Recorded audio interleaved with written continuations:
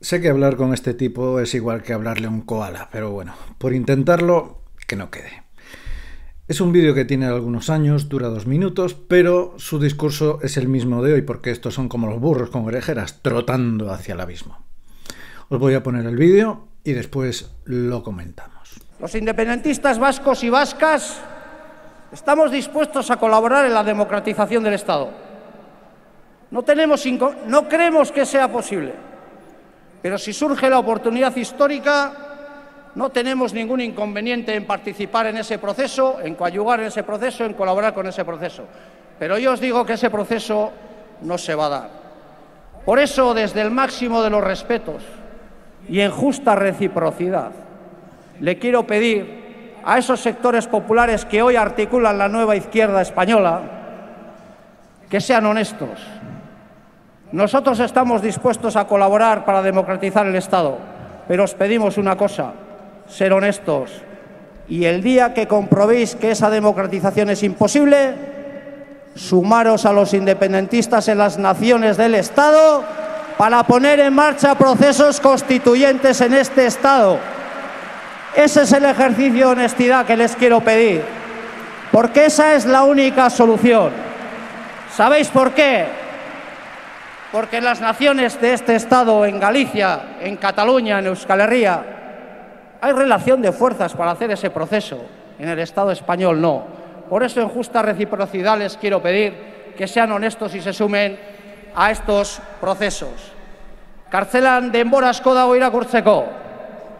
Y hoy, aprovechando que están aquí compañeros y compañeras de Galicia, yo he tenido oportunidad de leer a Castelao, al galleguista Castelao.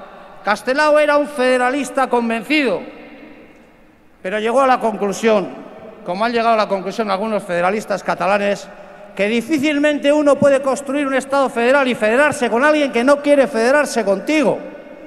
Y por lo tanto, llegó a la conclusión de que esa era una vía sin salida. Y en la época y en el contexto en el que Calvo Sotelo dijo antes una España roja que una España rota, Castelao le contestó: yo estoy totalmente de acuerdo con él. Para que algún día España sea roja, republicana y laica, esa España tendrá que estar anteriormente rota. Vascos, vascas y vasques, ¿no? Los euskaldunes también se han contagiado por la tercera ola, por el animalismo y el indigenismo, haciendo gala de aquello que decía Rousseau, el mito del buen salvaje, que también os lo podéis aplicar a todos vuestros actos, y cómo os presentabais y cómo os acoge este gobierno de coalición. El primero se coaliga, el segundo vosotros coacciona. Los independentistas nunca tuvieron la intención de colaborar en nada que no beneficiase a su propio ombligo. Solo piensan en el País Vasco, solo piensan en Baskonia, o como le quieran llamar. También, Arnaldo, ¿admites que España es un Estado? Bien, bien, bien por tu parte, eso te lo compro.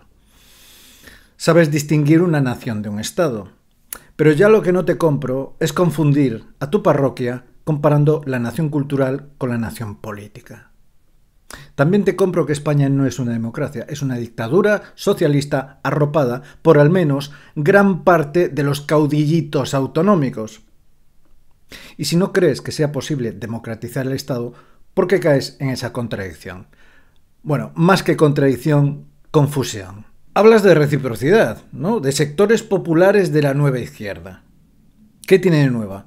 Aparte del añadido del pensamiento posmoderno. ¿Qué sectores populares? ¿Qué entiendes como pueblo? Porque no lo defines con claridad. Al igual que república o roja, ¿qué tonalidad, qué tipo de república? A menos que hables, claro está, de la concepción errónea marxista entre pueblo y élite. Es que todavía no has evolucionado en tu pensamiento anacrónico, al igual que Chomsky. ¿De dónde salieron Amancio Ortega, Juan Roch, Pedro Sánchez o Irene Montero? El pueblo puede pasar a ser élite y al revés. No son indisociables. Hoy no. Por eso tú eres élite parasitaria, porque eres cúpula de partido, eres un coordinador, eres un diputado y vives del contribuyente. Porque lo que se dice clase trabajadora, clase obrera, ya sabes, horas laborales, estar en el Tajo, bueno, en el Tajo, en el Bidasoa, pues de eso poco o nada. Y en eso sí te pareces a los zánganos de Marx y Lenin. Y aún encima vienes a hablar de honestidad. La honestidad, según la RAE, aparte de que obliga al honesto a tener en alta estima la moral, también tiene que respetar la propiedad ajena. Yo lo digo por esto de la extorsión, el impuesto revolucionario, algún que otro vehículo volador y de ahí cosas peores. Claro que vuestra democratización es imposible, porque es que no lo sois. Sois caudillos que guían una parte del pueblo a la miseria con fórmulas ya probadas y fracasadas, que tuvisteis que recurrir a la canallada y a la cobardía del ataque por la espalda, cuando no a otros artefactos y otros medios de presión. Dices, sumaos a las naciones independentistas. Yo supongo que te refieres a las culturales o a las pseudoétnicas. Y esto último lo digo por la chorrada esa del RH vasco, que anda que no estuvisteis dando la matraca durante años. También citas los procesos constituyentes. ¿Y cómo serían esos procesos? ¿Como los juicios de Moscú? ¿Algo parecido? ¿Cómo se puede constituir algo que ya está constituido en la Constitución del 78 y en el Estatuto de Autonomía? ¿Cómo redactaríais esas constituciones teniendo en cuenta a todo el pueblo vasco, al gallego y al catalán? Por no hablar de los que tienen derecho a ser españoles, a seguir siendo españoles. ¿Dejarías que colgasen en sus balcones banderas rejigualdas? ¿Visibilizarías a personajes como Pedro de Ursúa, Blas de Lezo, Pío Baroja o Unamuno, que se sentía vasco y por eso doblemente español? Y hablando otra vez de Blas de Lezo, que decía que muy orgulloso también de ser vasco y de servir a la corona de España. Mira, tío, tu idealismo lleva como siempre a la violencia, a la censura, al dogma de fe y por tanto a la guerra. Y si no, pregúntaselo a los alemanes, por pecar de idealismo. También dices que esta es la única solución, o sea, el pensamiento también será único. Y no existe correlación de fuerzas. Si los que apoyan tu ideología están en minoría con respecto a España y hasta dentro de sus propias regiones. Yo tengo mucho que ver con un andaluz, o con un vasco, o con un extremeño, o un uruguayo, o un colombiano, porque nos une una lengua universal, una historia, unas costumbres, unas tradiciones y una forma común de ver la realidad hispana. Pero si se habla de cultura, que para ti equivale a ideología, mi realidad es diferente a un secesionista gallego, vasco, catalán o andaluz. No hay reciprocidad posible y tú lo sabes, solo es sofismo.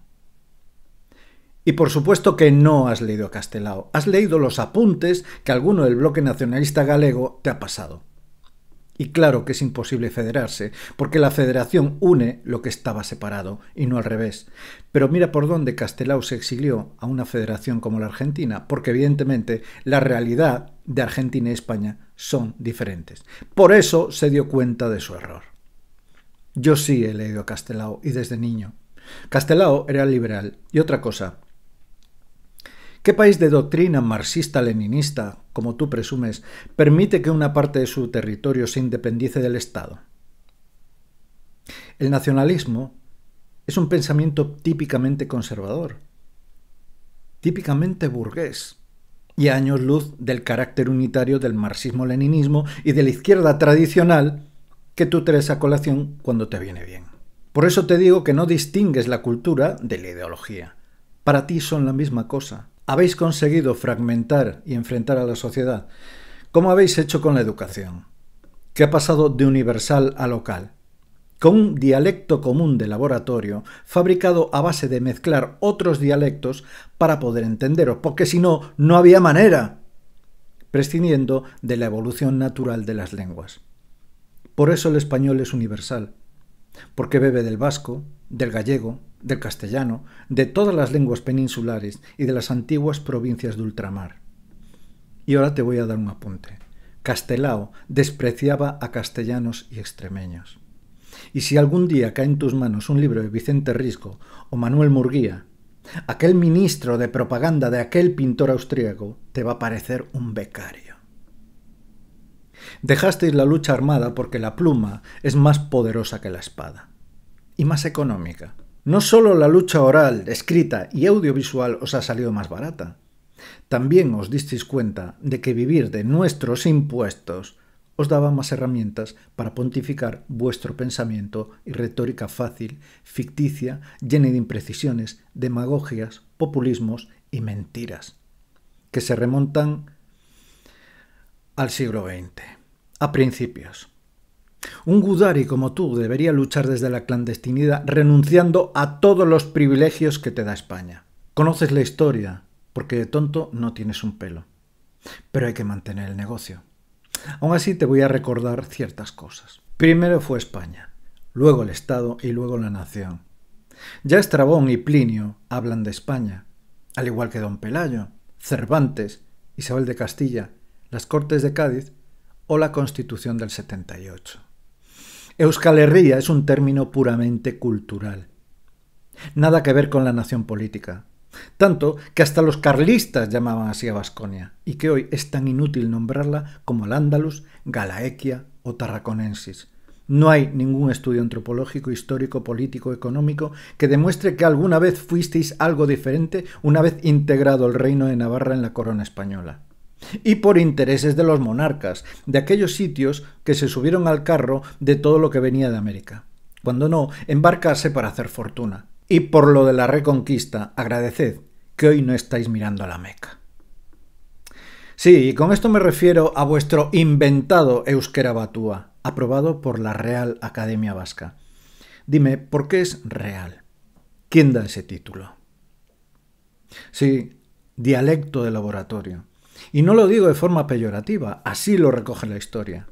Puedes consultarla cuando quieras.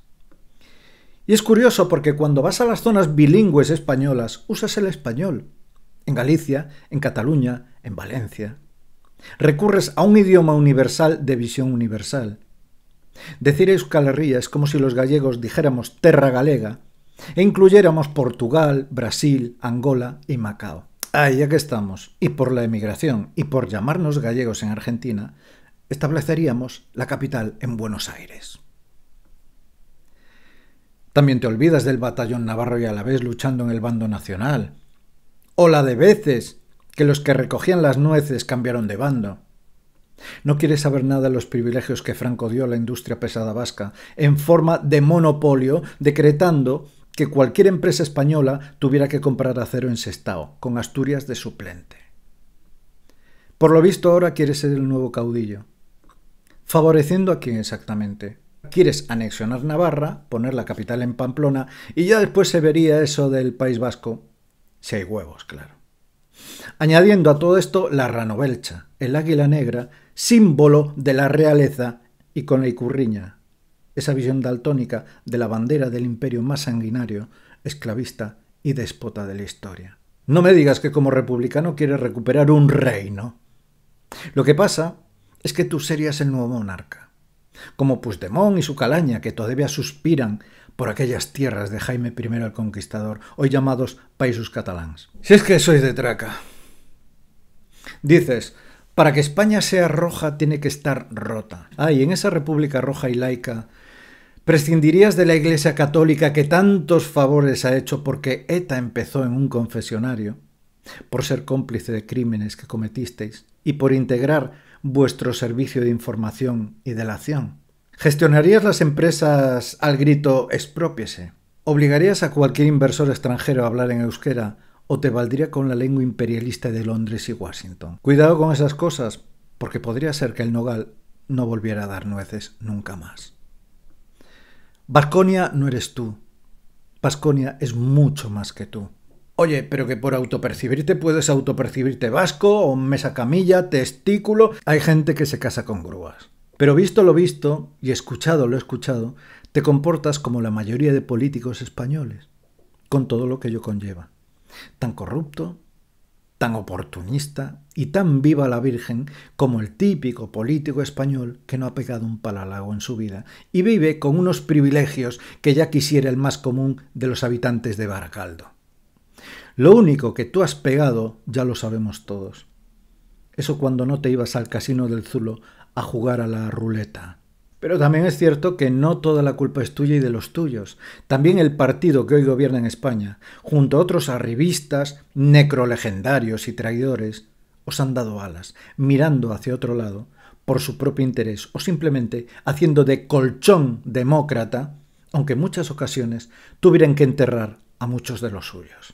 Y entérate de una cosa, vuestra singularidad, hecho identitario o diferencial, es tan válido como el de un asturiano hablando en bable, un murciano hablando en panocho o un gomero silbando. Si tuvieras esa honestidad de la que hablas, dirías que sin España, Baskonia volvería a ser la de antaño, un territorio que no importaba nada a nadie.